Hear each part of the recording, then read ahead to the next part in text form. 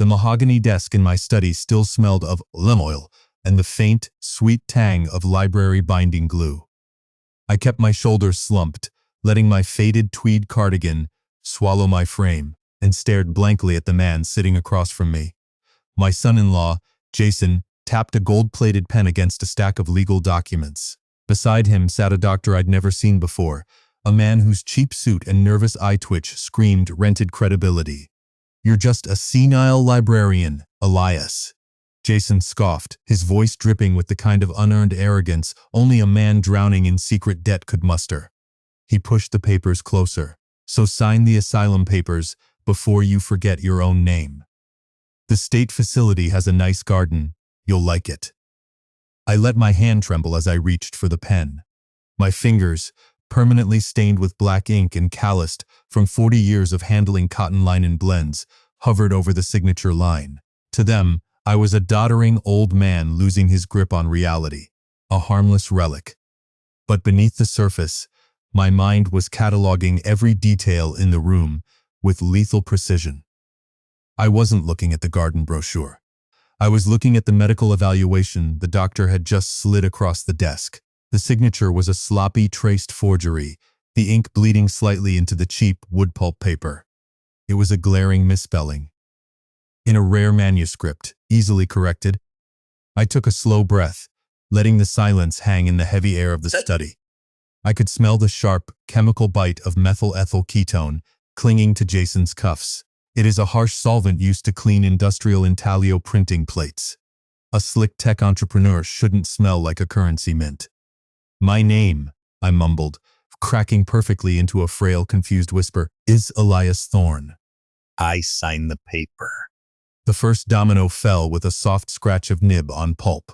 Jason smiled, snatching the documents away, completely unaware that he had just handed a retired Secret Service anti-counterfeiting agent the exact blueprint of his own destruction. He thought he was locking away a crazy old man. He had no idea he was inviting the auditor. The vinyl seat of the medical transport van was cracked, leaking yellow foam that smelled of stale sweat and industrial pine cleaner. I kept my head bowed, letting my chin rest against the chest of my faded tweed cardigan, playing the part of the broken, confused patriarch. Two orderlies, thick-necked and profoundly bored, flanked me in the cramped rear compartment. They didn't speak to me.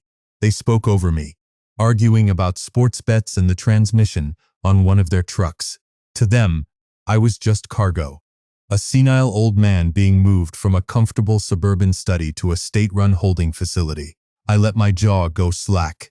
I let my hands tremble in my lap, my ink-stained fingers twitching in a rhythmic, erratic pattern that perfectly mimicked early-stage Parkinson's. But beneath the facade, my mind was cataloging every detail of the route with lethal precision. I was counting the seconds between traffic lights. I was noting the exact pitch of the engine as we climbed the overpass on Interstate 84. I was mapping the blind spots in the rearview mirror. The driver was sloppy. He kept checking his phone, his eyes dropping below the dashboard for 3, sometimes 4 seconds at a time. A fatal habit. When you spend 30 years protecting the president and hunting the most sophisticated counterfeiters in the world, you learn that arrogance is a physical weight. It makes people slow. It makes them blind. Jason thought he had won because he had a bribed doctor and a forged signature. He didn't realize that a forged signature on a medical transport order doesn't legally bind a man until a probate judge reviews the paperwork. And probate courts are closed on weekends. We were currently in a 72-hour legal gray zone. I wasn't a ward of the state yet. I was just a man taking a ride. The van lurched to a halt. The heavy rear doors swung open, letting in the harsh, fluorescent glare of the county intake center. The air inside smelled of bleach, boiled cabbage, and unwashed bodies. It was a chaotic, understaffed warehouse for the forgotten. The orderlies grabbed my arms, their grips bruising, and half-dragged me toward the intake desk. The nurse behind the plexiglass was rubbing her temples, a stack of manila folders towering precariously beside her keyboard. She didn't look at my face. She looked at the paperwork Jason had shoved into my hands. "Name?" she muttered, not looking up. "Elias." I mumbled, letting my voice crack into a frail, reedy whisper. Elias Thorne. Date of birth? I paused, letting my eyes dart around the room in feigned panic. 1952, October. She sighed a long, exhausted sound and began typing. Just then, a commotion erupted near the double doors. A drunk vagrant had slipped past security and was trying to climb the reception desk, screaming about government tracking chips in his teeth. 2 security guards rushed over, grabbing the man by his jacket. The nurse stood up, distracted, shouting for someone to call for backup. The orderlies beside me shifted their weight, their attention entirely consumed by the brawl unfolding 10 feet away. I didn't run. Running draws the eye. Running triggers the predator response. I simply stood up. I kept my shoulders slumped, my gait shuffling and uneven, and I walked toward the hallway marked Staff Only. I pushed through the heavy wooden door, letting it click shut behind me. The noise of the intake center instantly muffled. I was in a long cinder-block corridor lined with laundry carts and floor buffers. At the far end was an exit door with a push bar. I walked to it, pushed the bar, and stepped out into the cool, damp air of the alleyway.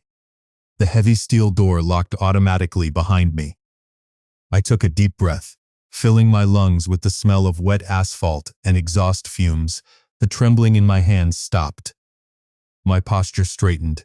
The doddering old man vanished, replaced by the auditor. The intake center was 4 miles from my property. I didn't call a cab. A cab leaves a digital footprint, a credit card trail, a GPS ping. I walked. I stuck to the tree lines, the drainage ditches, and the back alleys, moving with a steady, rhythmic pace that I hadn't used since my field days in the 90s. My 70-year-old knees ached, a dull, grinding pain that flared with every step. But I pushed through it. Pain is just data. It tells you the structural integrity of your chassis. By the time the sun dipped below the horizon, casting long, bruised shadows across the suburban lawns, I was standing in the dense woods behind my own backyard. I crouched behind a thick oak tree, observing the house. The lights were off. Jason wasn't there. He was likely out celebrating his stolen inheritance, popping cheap champagne, and dreaming of his $50 million payday. But I wasn't looking at the house.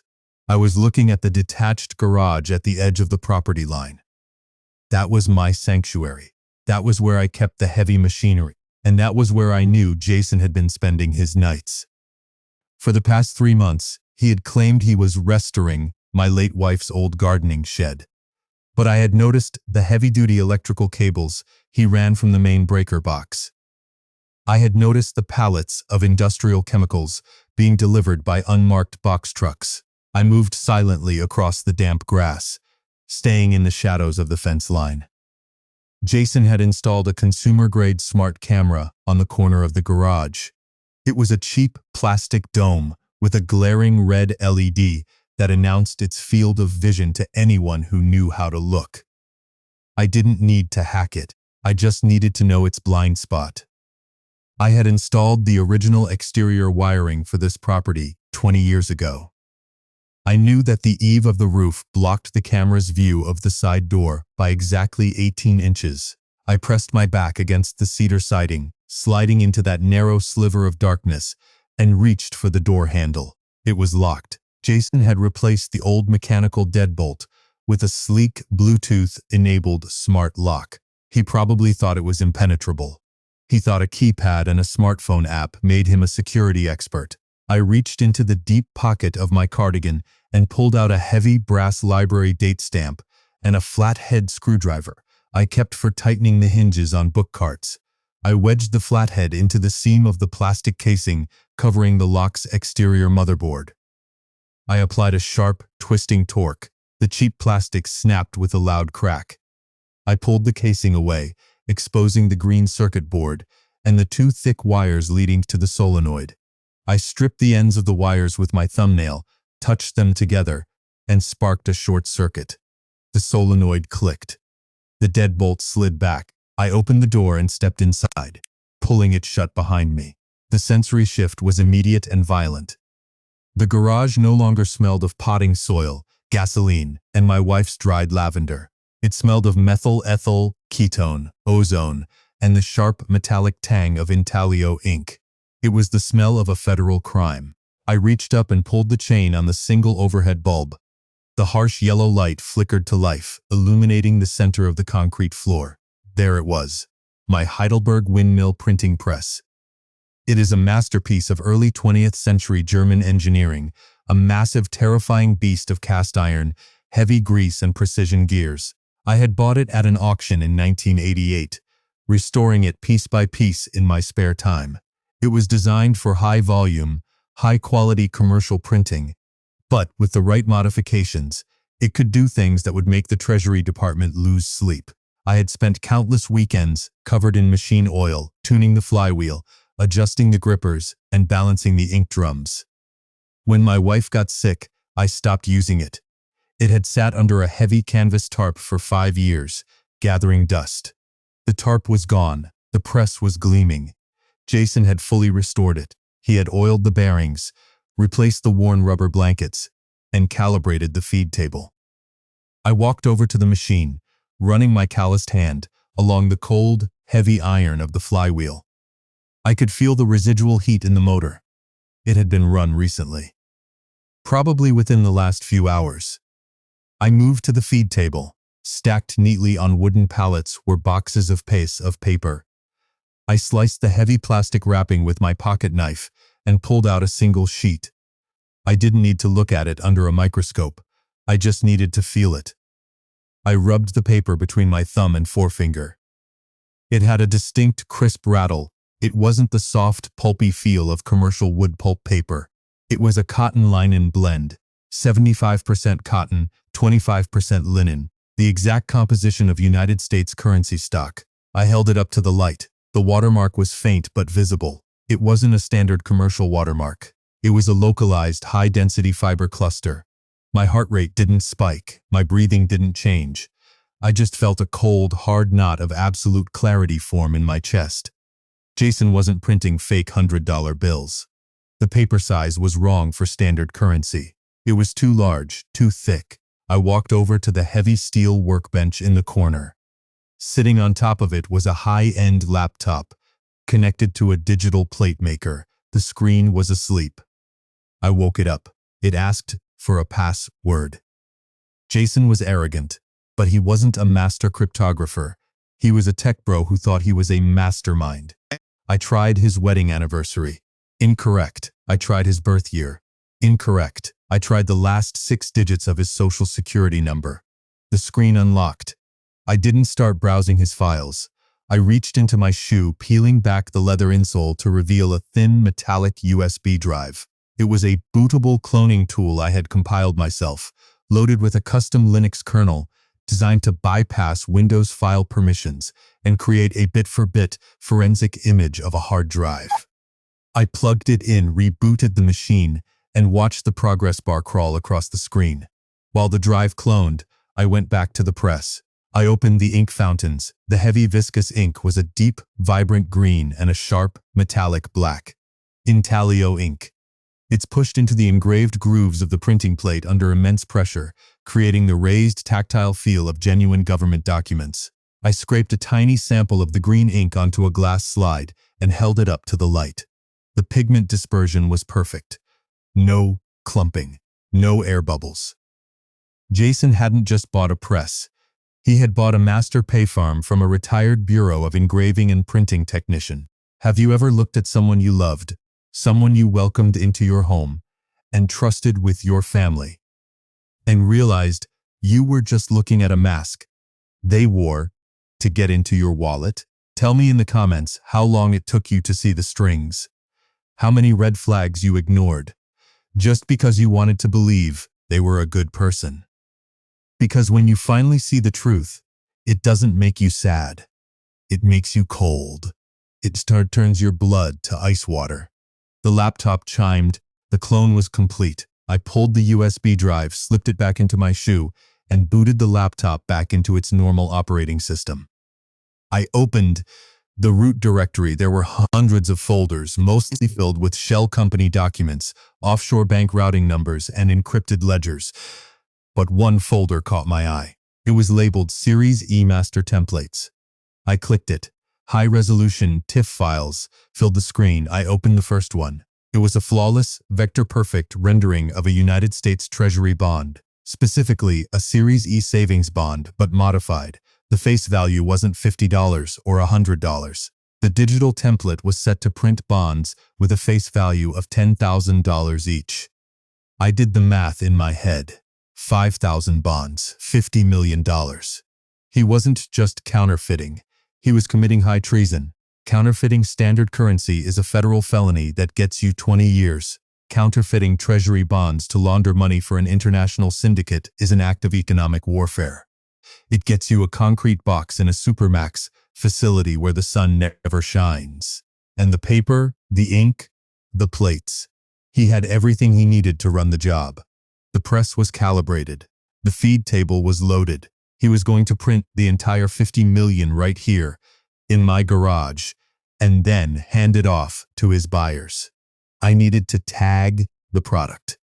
If the Secret Service raided the place after the money was printed and distributed, it would be a nightmare to track. The bonds would be mixed into the global financial system, cut into smaller denominations, and vanished. I needed a way to make the money scream. I needed a beacon that only the feds could see. I left the garage, locking the door behind me, and walked to the back porch of the main house. I used my physical key to enter the kitchen. The house was silent, filled with the ghosts of my wife's laughter and the smell of her potpourri. I ignored the ache in my chest and walked straight to the basement door. I descended the wooden stairs, the air growing cool and damp. The basement was unfinished, just exposed joists and a concrete floor. In the far corner, behind the massive rusting cylinder of the water heater, was a false cinder block panel. I pressed the top left block, and the panel popped open. Inside was a heavy lead-lined lockbox. I dialed the combination on the mechanical lock, my wife's birthday, my badge number, the year I retired. The heavy lid swung open.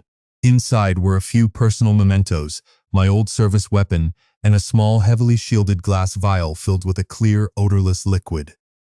It was a restricted radioactive isotope tracer, strontium-90 derivative, heavily diluted, completely harmless to human biology in these microdoses, but it had a half-life that would outlast Jason's prison sentence, and it flared like a magnesium strip under federal customs and Secret Service Geiger scanners. We used it in the 90s to tag high-value ransom money and stolen government assets. I had kept a vial as a souvenir, a little piece of the old job. I took the vial, a pair of nitrile gloves, and a small digital scale, and walked back out to the garage. I put on the gloves and carefully unsealed the main reservoir of the green intaglio ink. Using a glass pipette, I measured out exactly 4 milliliters of the isotope tracer and dropped it into the thick, viscous ink. I used a clean steel rod to stir it in, watching the clear liquid vanish into the deep green pigment. I did the same for the black ink reservoir. The press was now loaded with $50 million worth of radioactive bait. Every single bond that rolled off that feed table would carry an invisible, indelible signature. I wiped down the steel rod, stripped off the gloves, and tossed them into a biohazard bag. I walked back over to the laptop. The cloning process had captured everything, including the hidden, encrypted partitions of Jason's hard drive. I opened a decryption tool I had written back when I was tracking a cartel money laundering ring in Miami. It relied on a brute force dictionary attack, combined with a few backdoor exploits I knew the NSA had left in commercial encryption software. I pointed the tool at a heavily encrypted folder labeled Q3 Handover Audio. The progress bar spun. Jason's password was complex, but his security hygiene was terrible. He had used a passphrase that included the name of his favorite sports car and his dog's name. The software cracked it in 12 minutes. The folder opened. Inside were 3 WAV files. I clicked the first one, dated 2 days ago. The audio was crisp, recorded on a high-end directional microphone. I could hear the clinking of ice in a glass. I could hear the low hum of an expensive HVAC system. "The paper is secured," Jason's voice said. He sounded smug, dripping with that same unearned arrogance he had shown in my study. "The old man is out of the way. He's locked up in the county intake center. The probate judge signs the papers on Monday, and the land transfers to my LLC. The garage is ours for the weekend." Another voice replied. It was deep, heavily accented, and carried the cold, flat affect of a man who ordered murders as casually as ordering lunch. This was the investor, the head of the syndicate. "And the press? Is the calibration complete?" "Flawless," Jason said. "I ran a test batch of 50 bonds this morning. The microprinting is perfect. The optically variable ink shifts exactly at the right angle.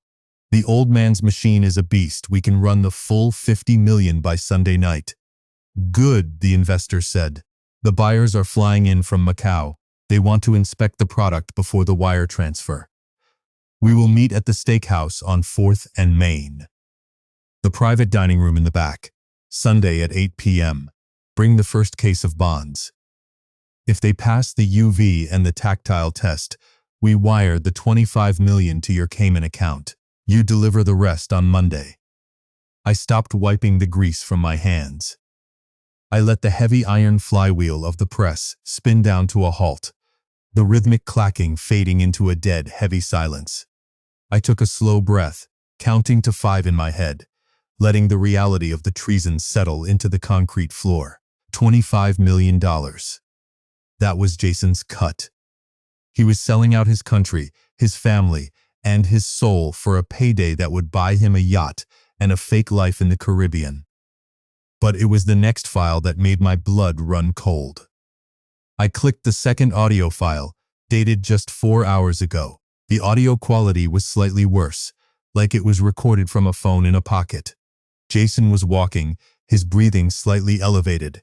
"I need to make sure the old man doesn't become a problem," Jason's voice said, hushed and urgent. "He's 70, but he's sharp.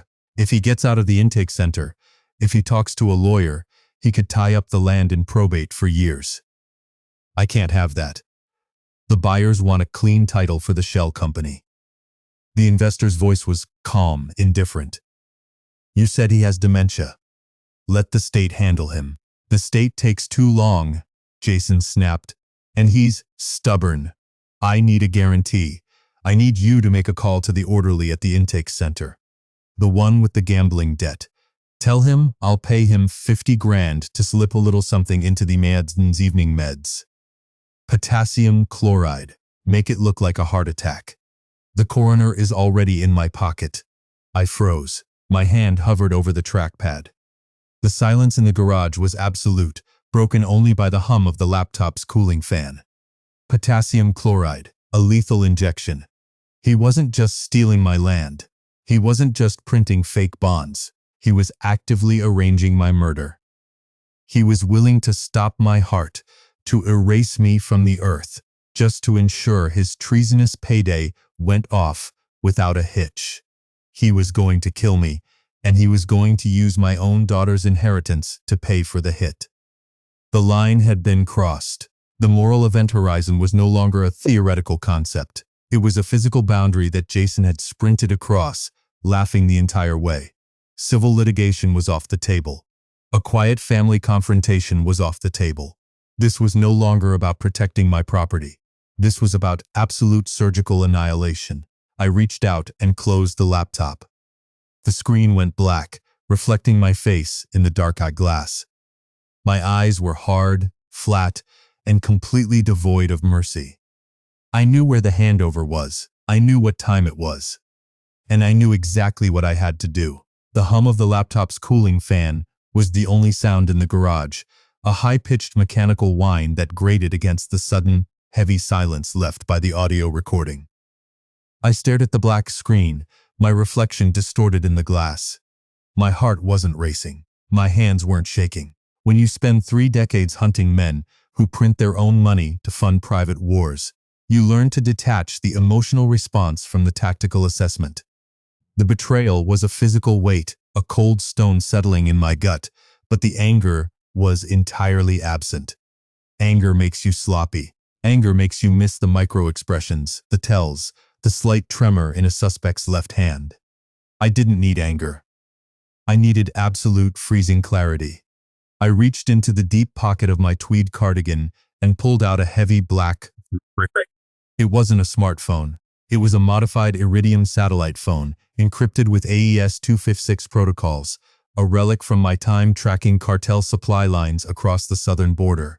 I extended the thick rubber antenna, flipped open the keypad, and dialed a 12-digit sequence that wasn't listed in any public directory. It routed through 3 different orbital relays before terminating at a secure switchboard in Washington, D.C. The line clicked. No ringing. Just a dead, open channel. "Identify," a voice said.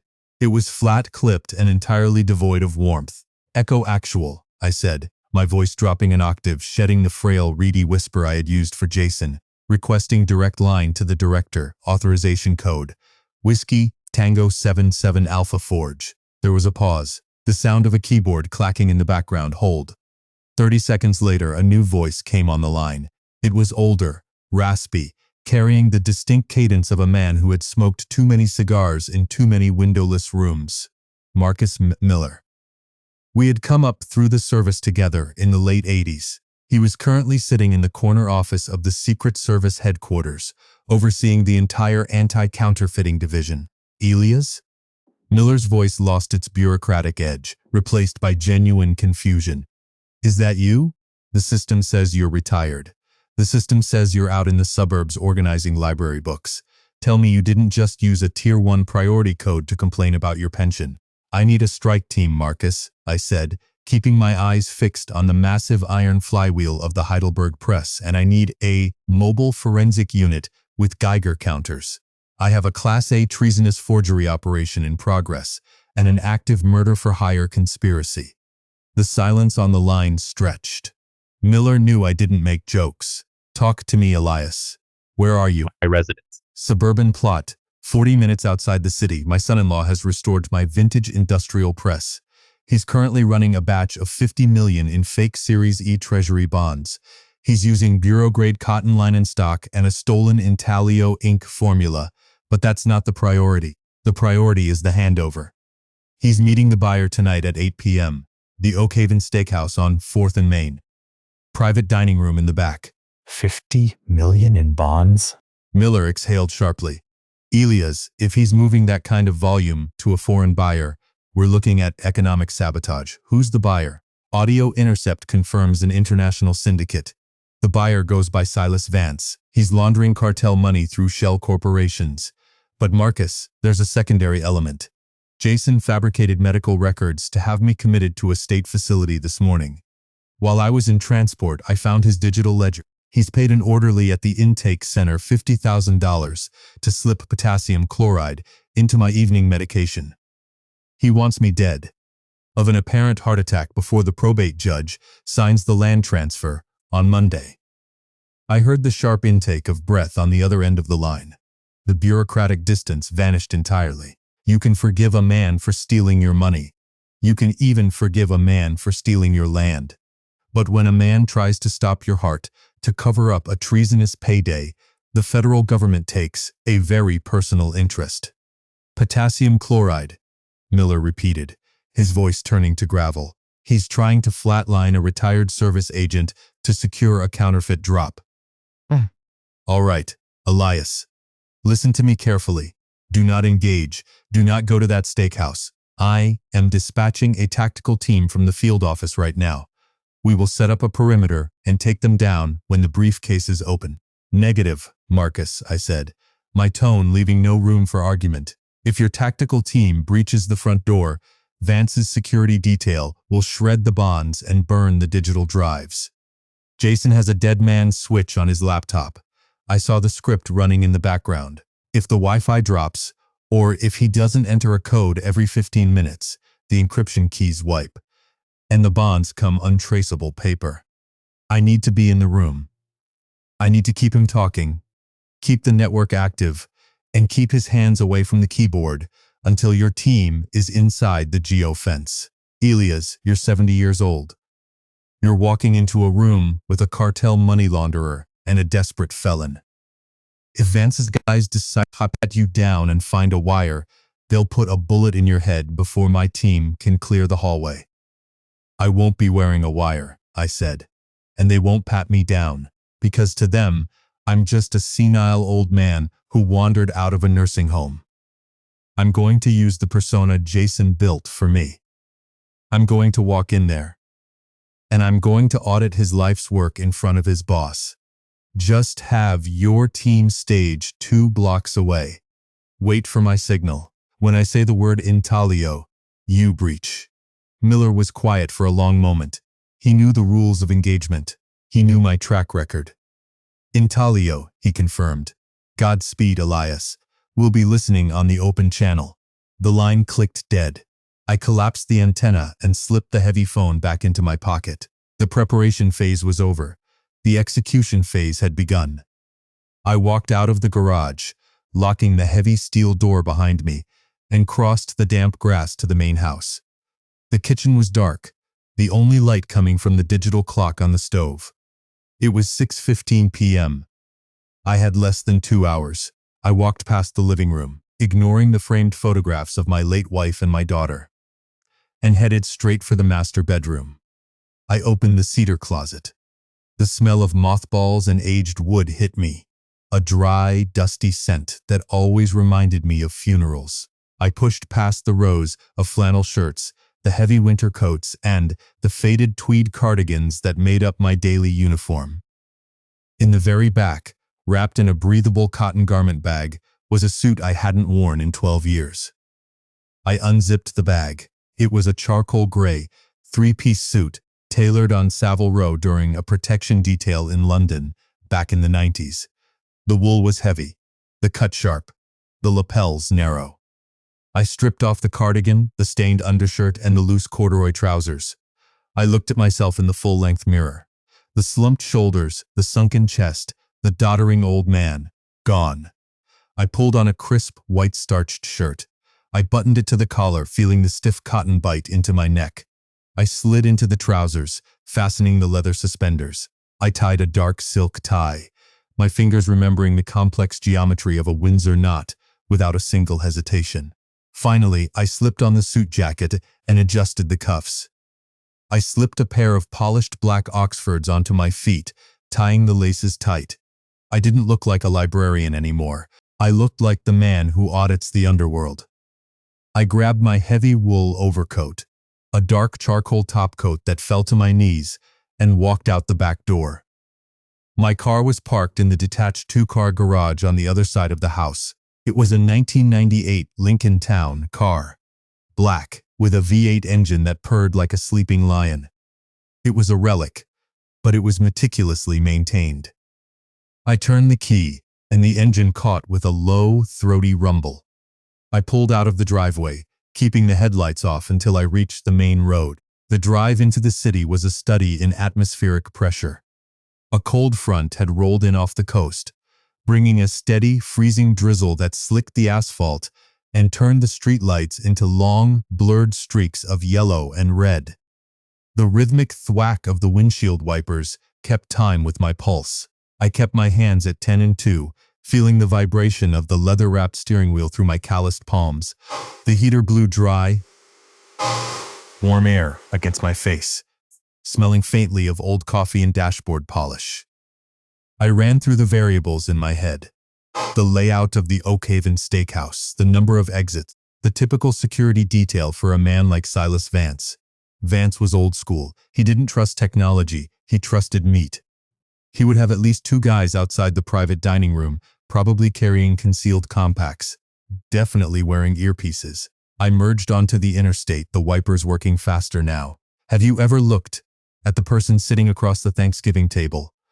The person you broke bread with, and realized the only thing stopping them from putting poison in your gravy was a lack of financial opportunity. Tell me in the comments if blood really is thicker than water, or if survival is the only loyalty that matters when the person you raised a glass to is actively signing your death certificate. Because when you realize your family is just a line item on their balance sheet, the grief doesn't hit you, the math does. And the math always demands a balancing of the ledger. I exited the highway at 4th Street and navigated the narrow, one-way roads of the financial district. The Oakhaven Steakhouse sat on the corner, a monolithic structure of dark brick and frosted glass. It was the kind of place where politicians made deals that ruined cities and CEOs signed mergers that cost thousands of jobs. The awning was a deep, rich burgundy, and the valet stand was flanked by two massive brass urns overflowing with wet ferns. I pulled the Lincoln up to the curb, ignoring the valet attendant who stepped forward with an umbrella. I put the car in park, killed the engine, and stepped out into the freezing rain. The cold water hit my face, sharpening my senses. I buttoned the top coat, feeling the heavy wool settle over my shoulders. I walked past the valet, my Oxfords clicking sharply against the wet cobblestones. The heavy oak doors of the restaurant were pulled open by a hostess in a black dress. The interior was a cavern of dark mahogany, low lighting, and the thick, heavy scent of searing ribeye, roasted garlic, and expensive cigars. The ambient noise was a low, expensive hum of clinking crystal and hushed conversations. I didn't stop at the hostess stand. I kept my head up, my eyes fixed on the back of the dining room, and walked with the kind of purposeful, unhurried stride that makes people step out of your way. When you walk like you own the building, the staff assumes you do. I navigated through the maze of white tablecloths, ignoring the curious glances from the waiters. At the very back of the restaurant, down a short, dimly lit hallway, was a set of double doors made of frosted glass. Standing in front of the doors were two men. They were built like refrigerators, wearing ill-fitting black suits that strained at the shoulders. They had the thick necks, the flat eyes, and the slight, unconscious bulge under their left armpits that screamed concealed carry. As I approached, the two stepped forward, raising a hand the size of a dinner plate. Private event, Pops. Kitchen's back that way if you're looking for the restroom. I didn't slow down. I didn't break eye contact. I reached into my inner coat pocket. The guard's hand instantly dropped to his waistband, his thumb sweeping back the flap of his holster. I didn't pull a gun. I pulled out a small, leather-bound booklet. It was my old Secret Service credential wallet. The gold shield inside was tarnished. And the photo was 20 years out of date, but the eagle insignia and the heavy, embossed lettering still carried the weight of The federal government. I flipped it open, holding it just at his eye level, and snapped it shut in less than a second. Federal Audit, I said, my voice low, hard, and carrying the absolute authority of a man who could freeze his bank accounts with a phone call. Step aside. The guard blinked, his brain struggling to process the transition from lost old man to federal agent. The outdated photo and the tarnished gold were enough to create a moment of cognitive dissonance. In that 2-second window of hesitation, I didn't wait for his permission. I stepped past him, my shoulder brushing his chest, and pushed through the frosted glass doors. The private dining room was opulent, suffocatingly so. The walls were lined with dark wood paneling and framed vintage liquor advertisements. A massive crystal chandelier hung over a long mahogany table. At the far end of the table sat Silas Vance. He was in his late 50s, with silver hair slicked back, wearing a bespoke suit that probably cost more than my car. He was calmly cutting into a thick, bloody steak. Sitting across from him, practically vibrating with nervous energy, was Jason. He was wearing a shiny, navy blue suit that looked cheap under the harsh chandelier light. Between them, resting on the polished mahogany, were two large black Pelican cases. The lids were open. Inside, stacked in neat, banded bricks, were the Series E Treasury bonds. The green and black ink gleamed under the light. Beside the cases sat Sad's laptop, the screen glowing with the digital ledger, the dead man's switch script running in the corner. Jason looked up as the doors swung shut behind me. The fork slipped from his hand, clattering loudly against the fine china. His face went completely pale, the blood draining from his cheeks so fast he looked like a corpse. "Elias?" he choked out, his voice cracking. What are you doing here? You're supposed to be in the county facility. You're supposed to be dead?" I finished for him, my voice smooth, effortlessly across the length of the room. I didn't shout. I didn't need to. I walked slowly toward the table, my wet Oxfords leaving faint, dark prints on the thick Persian rug. Is that what you told the orderly, Jason? Did you tell him to use the potassium chloride before or after my evening jello? Silas Vance stopped chewing. He placed his knife and fork down with deliberate, terrifying calm. He looked at Jason, then he looked at me. His eyes were flat, black, and entirely devoid of empathy. Jason, Vance said, his voice a low, gravelly rap. Who is this old man, and why is he interrupting my dinner? He's my father-in-law. Jason stammered, standing up so fast his chair scraped violently against the floorboards. He looked at the two bodyguards who were now stepping into the room behind me, their hands hovering near their jackets. He's crazy. He has dementia. He wandered out of the nursing home. Throw him out. Throw him in the alley. The guards stepped forward, but I didn't flinch. I reached the head of the table and pulled out the heavy leather chair. I sat down, unbuttoning my topcoat with one hand and rested my forearms on the mahogany. I looked directly at Jason. Sit down, Jason, I said. I'm not sitting down. Get him out of here. Jason screamed, spit flying from his lips. He looked at Vance. Silas, I swear to God, I handled this. The probate papers are signed.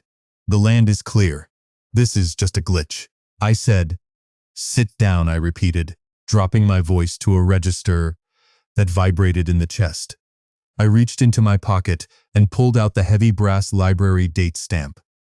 I set it on the table with a solid metallic thud. Unless you want your friends here to find out that the $50 million sitting between us is laced with a strontium-90 derivative that is currently burning a hole through their Geiger counters. The room went dead silent. The ambient noise of the restaurant outside the frosted glass faded away. I let the silence hang. I took a slow breath, watching the condensation form on the crystal water glass in front of Vance. 1 second, 2 seconds, 3 seconds, 5 seconds, the lethal pause. I watched Jason's eyes dart from the brass stamp to the briefcases to my face. I watched the exact moment his brain processed the words, strontium-90. He knew enough about chemistry to know it wasn't something you found in a hardware store. You're lying, Jason whispered, his voice trembling. You're a librarian. You stamp checkout cards. You don't know what you're talking about. I know that your intaglio pressure is set to 40 pounds per square inch, which is 3 pounds too light, causing the microprinting on the border to bleed under a 10x loop, I said, my tone entirely conversational, as if I were critiquing a poorly bound paperback. I know that you used a commercial methyl ethyl ketone wash to clean the plates, which left a microscopic chemical residue that will fail the Treasury's solvent test. And I know that the optically variable ink you bought from that retired BEP technician in Ohio was compromised in transit, meaning the color shift on the Eagle's shield is lagging by a fraction of a second. Vance leaned forward, resting his elbows on the table. He didn't look at Jason. He kept his black eyes fixed on me. You seem to know a lot about my money, old man. It's not your money, I said, turning my gaze to the crime boss. It's my paper. It's my press. And it's my ink. And as of 4 o'clock this afternoon, it's federal evidence. Jason let out a hysterical, high-pitched laugh. He grabbed the edge of the table, his knuckles turning white. He's senile. Silas, look at him. He's raving. He thinks he's in a spy movie. Kill him, just shoot him and dump him in the river. The guard on the left drew his weapon, a compact 9mm, and leveled it at my chest. The metallic click of the safety being disengaged was loud in the quiet room. I didn't look at the gun. I kept my eyes on Vance. If he pulls that trigger, I said softly, the dead man's switch on Jason's laptop executes. The encryption keys wipe. Your $50 million becomes worthless paper. And the Secret Service tactical team, currently staging 2 blocks away, will breach this room in less than 40 seconds. You will go to federal prison for treason, and your cartel buyers will assume you stole their money and sent a decoy to take the fall. Is that the return on investment you were hoping for tonight, Silas? Vance raised a single finger. The guard hesitated, then slowly lowered the weapon, keeping it pointed at the floor. Vance looked at Jason, his expression one of utter disgust. You told me the old man was a vegetable. You told me he was locked in a state ward. I thought he was, Jason cried, tears of panic welling in his eyes. The doctor signed the papers. The transport took him. The doctor signed a forgery, I said, picking up one of the banded bricks of bonds from the open briefcase. The heavy, crisp cotton-lined paper felt right in my hands, and the transport dropped me at a facility with a broken side door. You see, Jason, you made a fundamental error in your assessment of my capabilities. You looked at the tweed cardigan, the ink stains, and the quiet demeanor, and you assumed librarian, harmless. You didn't bother to read the dust jacket. I tossed the brick of bonds back into the case. 30 years, Jason. 30 years in the Secret Service, Anti-Counterfeiting Division. I wrote the manual on the chemical composition of the ink you're currently touching. I know the exact isotopic signature of the tracer I poured into your reservoir this afternoon. Every single bond in those cases is screaming on a federal frequency right now. You didn't just steal my land. You didn't just try to murder me. You committed high treason using my equipment. And you did it so sloppily that it offends my professional sensibilities. Jason collapsed back into his chair, burying his face in his hands. He was sobbing now, ugly, gasping breaths that shook his narrow shoulders. I had to. He muffled through his fingers. I owed them money. The tech startup failed. The investors were going to break my legs. I needed the land to collateralize the loan. I didn't want to kill you, Elias. I swear. The potassium chloride, it's painless. You wouldn't have felt a thing. I looked at the weeping man across the table. The man my daughter loved. The man I had welcomed into my home, fed at my table, and trusted with my family's future. The moral event horizon wasn't just crossed, it was obliterated. There was no coming back from this. There was no family reconciliation, no quiet settlement, no hush money. This was a public execution of his life, his freedom, and his ego. You talk about pain like it's a physical sensation, Jason, I said, my voice cold, stripping away any lingering trace of the grandfather he thought he knew. But the real pain is sitting in a concrete cell in ADX Florence, knowing that your greed reduced your entire existence to a poorly executed forgery. You tried to erase me to secure a payday. But you forgot one crucial detail. What? Jason whispered, looking up, his face streaked with tears and snot. I'm the auditor, I said, and the audit is complete. I reached into my pocket, pulled out the encrypted satellite phone, and pressed the single red speed dial button on the keypad. I held it up so the microphone was exposed. Intaglio, I said clearly into the receiver. The reaction was instantaneous. The frosted glass doors of the private dining room didn't just open, they exploded inward. The heavy wood splintered as a battering ram smashed through the lock. 4 men in heavy olive-drab tactical armor poured into the room, their assault rifles raised, laser sights cutting through the dim light like red scalpels. Federal agents, drop your weapons. Get on the ground. Now, the lead agent roared, his voice amplified and deafening in the small space. Vance's bodyguards didn't even try to fight. They dropped their 9mm, the guns clattering against the hardwood floor, and dropped to their knees, lacing their fingers behind their heads. They knew the math. You don't shoot at the Secret Service in a confined space. Jason shrieked, scrambling backward, his chair tipping over. He tried to crawl under the mahogany table, but a tactical agent grabbed him by the collar of his cheap navy suit and slammed him face first into the Persian rug. The heavy knee of the agent pressed into the small of Jason's back, pinning him down. Target secured, the agent shouted. 2 more agents moved to the table. One of them pulled a heavy, yellow handheld device from his tactical vest. It was a highly sensitive, military-grade Geiger counter. He flipped the switch and swept the wand over the open Pelican cases. The machine didn't just beep, it screamed, a continuous, high-pitched, solid tone of absolute radiation detection. The digital display maxed out, flashing red warning lights. We got a hot hit, the agent yelled over the comms. Strontium signature confirmed. The product is tagged. Secure the briefcases. Silas Vance sat perfectly still in his chair. He didn't run. He didn't fight. He just looked at me, a grim, almost respectful smirk touching the corner of his mouth. "You're a cold bastard, old man," he said quietly, as an agent moved in to slap the heavy steel cuffs on his wrists. "I'll remember you." "I'm sure you will, Silas," I replied, standing up and buttoning my top coat. "Enjoy the federal hospitality. I hear the food is terrible." I walked toward the shattered doors, stepping over the splintered wood and the groaning bodyguards. The restaurant's staff and the patrons in the main dining room were huddled against the walls, staring in wide-eyed terror at the heavily armed federal agents swarming the hallway. I kept my head down, my expression neutral, and walked right through the crowd. No one stopped me. No one asked me for a statement. To them, I was just an old man in a charcoal coat walking out into the rain.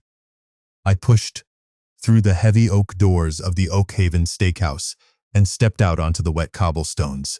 The freezing drizzle had turned into a steady, cleansing downpour. The red and blue lights of the Secret Service cruisers and the local police backup painted the brick facade of the building in harsh, strobing colors. The radio chatter from the agents inside was a low, chaotic hum behind me. I walked to my Lincoln, unlocked the door, and slid into the leather seat. The interior was still warm. I turned the key, and the V8 engine rumbled to life. I put the car in drive and pulled away from the curb, leaving the flashing lights and the screaming Geiger counters behind. I didn't look in the rearview mirror. There was nothing back there for me anymore. Just the ghost of a son-in-law who thought he could forge a legacy, and the heavy, metallic scent of intaglio ink that would forever linger in my garage. The ledger was balanced. The audit was closed, and for the first time in 30 years, I was going to print something real. The drive back to the Federal Plaza was a study in physical decompression. The adrenaline that had kept my joints lubricated and my vision sharp for the last 6 hours was finally beginning to metabolize, leaving behind a deep, leaden exhaustion that settled into the marrow of my bones. The V8 engine of the Lincoln hummed a low, steady vibration through the leather seat, but my hands, still gripping the wheel at 10 and 2, had a slight, involuntary tremor. It wasn't fear. It was the biological tax of running a tactical operation at 70 years old. The freezing rain had intensified, drumming a chaotic, heavy rhythm against the roof and turning the windshield into a blurred canvas of neon streetlights and smeared taillights. I reached out and turned the heater dial up, letting the dry, dusty air blow directly against my face. It smelled of old coffee, wet wool, and the faint, metallic tang of the ozone from the storm. I needed that smell. I needed the mundane reality of a 20-year-old car interior to anchor me back to the civilian world. I didn't go back to the suburbs. I didn't go back to the house with the empty rooms and the ghost of my wife's potpourri. I drove straight into the heart of the city, navigating the slick, one-way streets until the monolithic, brutalist concrete structure of the federal building loomed out of the fog. The Secret Service field office occupied the top 4 floors. I pulled the Lincoln into the subterranean parking garage, the tires squealing slightly on the damp epoxy floor. I killed the engine. Silenced in the garage was absolute, heavy, and ringing in my ears. I sat there for a full minute, just breathing, letting my heart rate drop below 80 beats per minute. Then, I opened the door, grabbed my heavy charcoal topcoat, and walked toward the secure elevator banks. The badge I had flashed at the steakhouse was a relic, but the biometric scan at the elevator recognized my retinas and my fingerprints. The heavy steel doors slid open, and I stepped into the fluorescent-lit purgatory of the anti-counterfeiting division. The bullpen was a hive of controlled chaos. Agents and windbreakers were shouting into desk phones, printers were churning out warrants, and the air smelled sharply of stale break room coffee and floor wax. Marcus Miller was waiting for me outside the primary debriefing room. He looked older than I remembered, the lines around his eyes carved deeper by decades of chasing ghosts through the global financial system. He was holding 2 styrofoam cups. He handed me one. The coffee was scalding, bitter, and tasted faintly of burnt plastic. It was the best thing I had consumed all day. "You look like hell, Elias." Miller said, his voice a low rumble over the din of the bullpen. I feel like a library book that's been left out in the rain, I replied, taking a slow sip. Tell me you secured the laptop. Miller nodded, gesturing for me to follow him down the hall. We got it. The tactical team jammed the local Wi-Fi and the cellular bands the second they breached the door. The dead man's switch didn't trigger. Our cyber guys are currently mirroring the hard drive in a Faraday cage downstairs. We have the encryption keys, the ledger, the buyer list, and the audio files. It's an airtight RICO case, plus the treason charges for the bonds, plus the solicitation of murder. We walked past the evidence holding room. Through the reinforced glass window, I could see the two black Pelican cases sitting on a stainless steel table. A technician in a white hazmat suit was slowly waving a wand over the open briefcases. Even through the thick glass, I could see the digital readout on the Geiger counter, flashing a bright, angry red. The strontium-90 tracer was doing exactly what it was designed to do. It was screaming. What about Vance? I asked. Silas Vance is currently in interrogation room 2, demanding his lawyer. Miller said, a grim smile touching his lips. But his lawyer isn't coming. The moment the feds slapped the treason and money laundering charges on him, his cartel backers in Macau realized he got caught holding the bag. They've already frozen his offshore accounts and put a bounty on his head. He's looking at 40 years in a supermax, assuming his former employers don't reach him in the showers first. But that's not the one you're here for. Miller stopped in front of interrogation room 4. He tapped the glass. Inside, sitting at a bolted-down steel table, was Jason. He was no longer wearing the shiny navy blue suit. He was wearing a standard-issue, bright orange federal jumpsuit that hung loosely on his narrow frame. His hair, usually styled with expensive pomade, was matted and flat against his skull. His hands were cuffed to a steel ring in the center of the table. He was shivering, though the room was climate-controlled. It was the deep, cellular shivering of a man who has just realized the floor has dropped out of his universe. He looked small. He looked pathetic. He's been crying for the last hour. Miller said quietly, keeps asking for his wife, keeps asking for you. He thinks this is a misunderstanding. He thinks he can talk his way out of it because he's a tech entrepreneur and you're just his crazy father-in-law. I handed my coffee cup back to Miller. Open the door. Miller swiped his keycard, and the heavy steel door clicked unlocked. I pushed it open and stepped inside. The room smelled of nervous sweat, cheap industrial soap, and fear. Jason looked up, his eyes red-rimmed and swollen. When he saw me, a desperate, pathetic hope flared in his face. Elias, he choked out, his voice cracking. Elias, thank God. You have to tell them. You have to tell them it was a joke. Tell them I was just running a simulation for a cybersecurity class. Tell them you're sick, that you're confused. Please. They're talking about federal prison. They're talking about treason. I pulled out the metal chair opposite him and sat down. I didn't say a word. I just looked at him. I looked at the man who had sat at my Thanksgiving table, who had carved the turkey, who had held my daughter's hand and promised to protect her. I looked at the man who had authorized a $50,000 hit on me with a potassium chloride injection so he could secure a clean property title. I let the silence hang. I took a slow breath, letting the hum of the fluorescent lights fill the space between us. 1 second, 2 seconds, 3 seconds, 4 seconds, 5 seconds. The lethal pause. I watched the hope in his eyes curdle into absolute freezing terror as he realized the doddering old man was gone, and the auditor had taken his seat. There is no simulation, Jason, I said, my voice quiet, flat, and entirely devoid of empathy. There is no cybersecurity class. There is only the cotton line in paper, the intaglio ink, and the strontium-90 tracer that is currently glowing on a federal spectrometer down the hall. You didn't commit a prank. You committed an act of economic warfare against the United States government. I was desperate. Jason slammed his cuffed hands against the table, the chains rattling sharply. The startup failed. The venture capitalists were going to ruin me. I needed the land to collateralize the loan. I was going to pay you back, Elias. I was going to buy you a condo in Florida.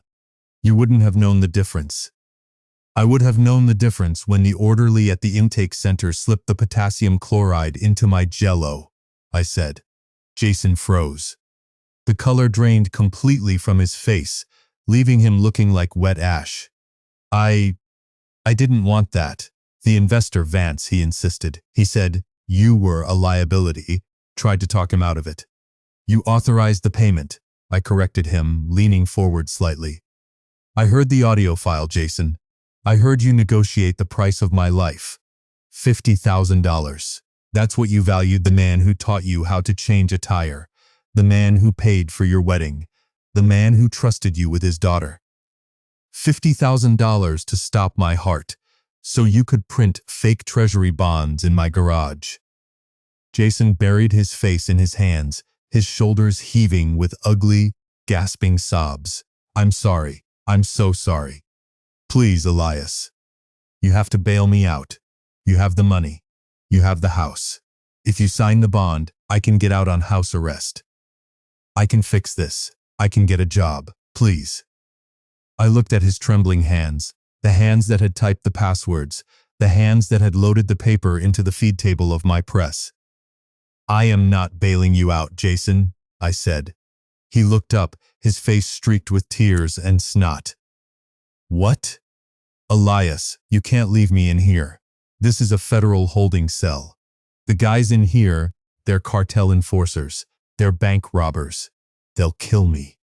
You are a flight risk, and you are a material witness in a high treason case. I said, my tone as clinical as a doctor delivering a terminal diagnosis. The magistrate will deny bail. You will be remanded to federal custody until your trial. And when the trial is over, because the evidence is irrefutable and the radiation signature is undeniable, you will be sentenced to a minimum of 30 years in ADX Florence or a comparable Supermax facility. You will be locked in a concrete box for 23 hours a day. You will not see the sun. You will not see your wife. You will not see the sky. My wife, Jason whispered, a sudden desperate anger flashing in his eyes. Sarah, you're going to tell Sarah? You're going to turn your own daughter against me? She loves me, Elias. She'll hate you for this. Sarah is not a child, Jason, and she is not blind, I said, standing up and buttoning my charcoal topcoat. She knows you've been hiding money. She knows you've been distant, and when the federal marshals show up at her door tomorrow morning to serve her with a civil forfeiture notice for the assets you tried to hide in her name, she will know exactly what kind of man she married. I am not turning her against you. I am simply turning on the lights. I walked to the heavy steel door and knocked twice. The lock disengaged with a loud clack. I pulled the door open and looked back at him one last time. He was just a small, shivering man in an orange jumpsuit, drowning in the consequences of his own arrogance. You wanted a clean title to the land, Jason, I said softly. You got it. The state owns you now. I stepped out into the hallway and let the heavy door click shut behind me. Miller was leaning against the wall, holding my coffee cup. He handed it back to me. Harsh, Miller noted. Accurate, I replied, taking a sip. The coffee was lukewarm now, but I drank it anyway. What's the status on the civil forfeiture? The AUSA is drafting the paperwork right now, Miller said. Under RICO statutes, any asset used to facilitate the crime or purchased with the proceeds of the crime is subject to immediate seizure. That includes the shell companies, the offshore accounts, the cars, and the tech startup he tried to use as a front. We're liquidating everything to pay restitution to the investors he defrauded. By the time the marshals are done, his net worth will be negative $3 million. Good, I said. Make sure the house my daughter lives in is excluded from the seizure. She didn't know about the bonds, and her name is on the deed as a tenant in common, not joint. Protect her equity. Miller nodded. Already flagged it. She's clear. I left the federal building just as the sun was beginning to burn through the morning fog. The rain had stopped, leaving the city streets slick and reflecting the pale, gray light of dawn. I didn't go back to my car. I walked 3 blocks down to a 24-hour diner that smelled of bacon grease, burnt toast, and pine sol. I slid into a vinyl booth in the back corner and ordered a black coffee and a slice of cherry pie. I sat there for an hour, just watching the city wake up. I watched the garbage trucks rumble down the alley, the hydraulic whine of their compactors. I watched the line cooks in the back, their aprons stained with flour and grease, moving with the practiced, rhythmic efficiency of people who work with their hands for a living. There is a profound, quiet dignity in honest labor, in the physical act of taking raw materials and turning them into something useful, something real. Jason had never understood that. He had only ever wanted the shortcut. He had wanted the reward without the friction, the wealth without the weight. And in the end, the weight had crushed him. At 8 a.m., the bell above the diner door chimed. Sarah walked in. She was wearing a heavy trench coat, her hair pulled back into a messy knot. She looked tired, the kind of deep, bone-weary exhaustion that comes from crying all night and realizing that the life you thought you had was a carefully constructed illusion. She spotted me in the back booth and walked over, sliding into the seat opposite me. She didn't say anything at first. She just wrapped her cold hands around the thick ceramic mug of coffee the waitress set down in front of her. I didn't offer empty platitudes. I didn't tell her it was going to be okay. I just sat with her in the silence, letting the ambient noise of the diner, the clinking of silverware, the hiss of the grill, the low murmur of the morning regulars, fill the space between us. They came to the house an hour ago, she finally said, her voice quiet, lacking its usual melodic cadence. Federal marshals. They took his laptop. They took his car. They gave me a stack of papers thicker than a Bible. I know, I said. I asked them to make sure your name was protected on the deed. The house is yours. The equity is yours. They can't touch it. She looked up at me, her eyes red but dry. He tried to kill you, didn't he, Dad? The question hung in the air, heavy and sharp. I didn't look away. I didn't soften the blow. Yes, he did. She closed her eyes, and a single tear tracked down her cheek, cutting through the faint dusting of freckles across her nose. She didn't sob. She just absorbed the impact of the truth, letting it settle into the foundation of her life. I knew he was hiding money. I knew he was lying about the startup. But I thought he was just a fool. I thought he was just greedy. I didn't think he was a monster. Greed is a slippery slope, kiddo, I said gently, reaching across the table and placing my calloused, ink-stained hand over hers. It starts with cutting corners. It starts with lying on a tax return. And if you don't have a moral anchor, if you don't have a line you refuse to cross, eventually you find yourself standing in the dark, authorizing a hit on your own father-in-law just to balance a ledger. He made his choices. Now he has to live in the concrete box he built for himself. She turned her hand over and gripped mine tightly. Her fingers were cold, but her grip was strong. What do I do now, Dad? The house is too big. The memories are everywhere. Every time I walk into the garage, I'm going to smell those chemicals. Every time I look at the driveway, I'm going to see the marshals taking him away. You sell it, I said simply. You take the equity, you pack up the things that matter, and you buy something smaller, something with a garden, something that doesn't have a detached garage big enough to hide a treasonous printing press. You start over, and if you need help moving the boxes, you call me.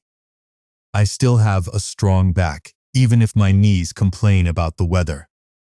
A small, fragile smile touched the corners of her mouth. You're going to help me paint the new place? I'm going to help you paint the new place, I confirmed, and I'm going to make sure the locks are installed correctly. No more smart locks. We're going back to heavy brass deadbolts. We finished our coffee and our pie. When we walked out of the diner, The sun had fully broken through the clouds, casting a bright, crisp light over the wet pavement. The air smelled clean, washed of the city's grime by the night's storm. I watched her get into her car, giving her a small wave before she pulled out into the morning traffic. She was going to be okay. It would take time, and it would take work, but the foundation was solid. The next 3 months were a blur of bureaucratic machinery and physical labor. The federal government moved with a slow, grinding, but utterly unstoppable momentum. Jason's trial was swift. Faced with the audio recordings, the digital ledger, and the undeniable, radioactive proof of the counterfeit bonds, his public defender advised him to take a plea deal to avoid the death penalty, which was technically still on the books for certain acts of economic treason. He pleaded guilty to conspiracy to counterfeit securities, money laundering, and solicitation of murder. The judge, a stern woman who had zero tolerance for financial predators, sentenced him to 35 years in a federal supermax, with no possibility of parole. Silas Vance and his cartel connections were systematically dismantled. The RICO indictments rolled up his entire network, seizing hundreds of millions in illicit assets. The international syndicate learned a very hard, very public lesson. You do not try to launder your dirty money through the suburbs, and you absolutely do not try to murder a retired Secret Service agent to cover your tracks. As for me, I returned to the house. The federal evidence teams had spent a week in the garage, cataloging every single sheet of paper, every drop of ink, and every digital file on the press. They had taken the Heidelberg windmill apart, piece by heavy iron piece, and loaded it onto a flatbed truck to be held in a federal evidence warehouse until the trial was fully concluded.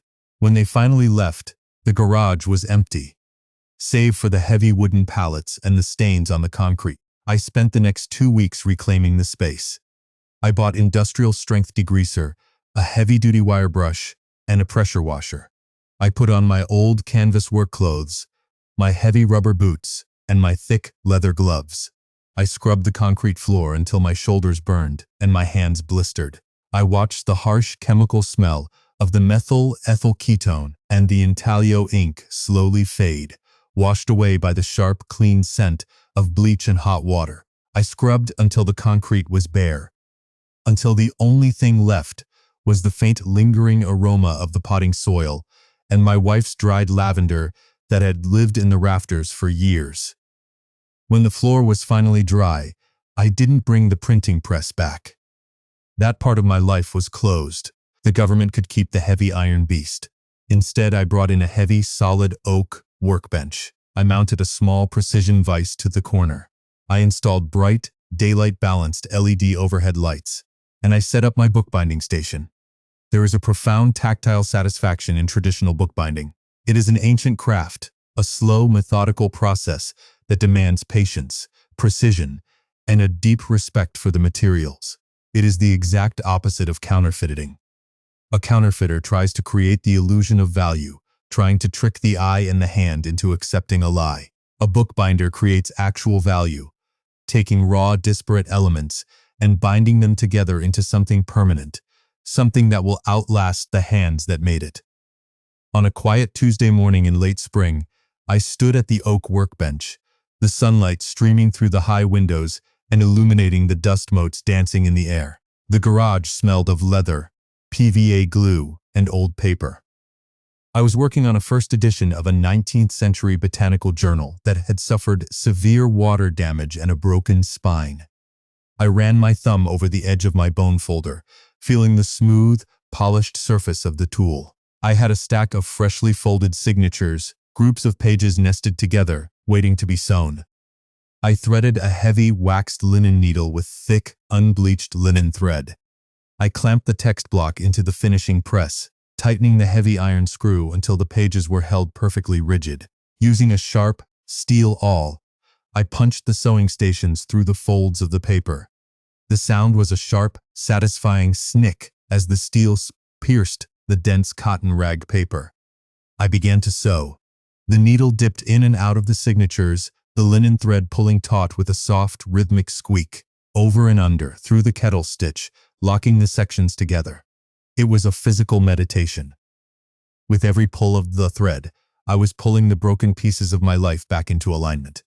With every knot, I was securing my own peace of mind. When you spend your life looking for the flaws in things, looking for the watermarks that don't align, or the ink that bleeds, you start to look at the world the same way.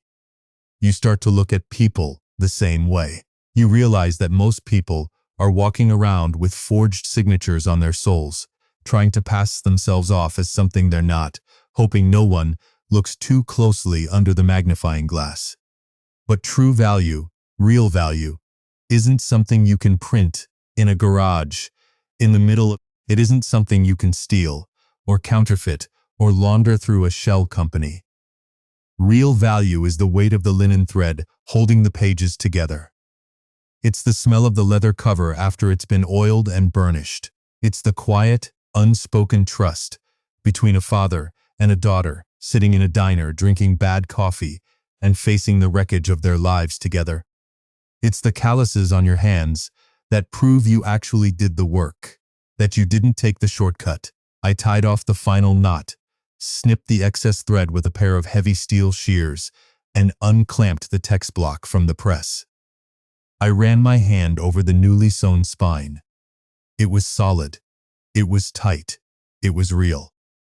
Have you ever had to scrub a stain out of your own life? Have you ever had to look at something, or someone, you invested years into, and realized that the foundation was built on a lie? Tell me in the comments how you handled the cleanup.